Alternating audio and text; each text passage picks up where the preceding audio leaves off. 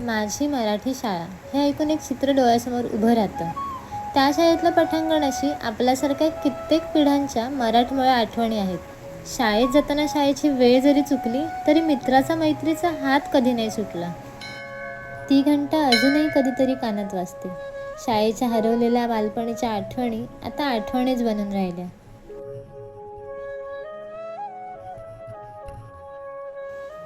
महाराष्ट्र आणि मराठी संस्कृतीचा अभिमान छत्रपती शिवाजी महाराज नुसते पुस्तकाचा भाग नाहीत तर आयुष्याची प्रेरणा झाली ते या मराठी शाळेमुळेच. लाखो यशस्वी आणि तेजस्वी विद्यार्थी घडवले ते या मराठी शाळेनेच. चला मग सगळे मिळून या मराठी शाळेचा गौरव करूया आणि आपली मराठी आणि आपली मराठी भाषा जपून ठेवूया.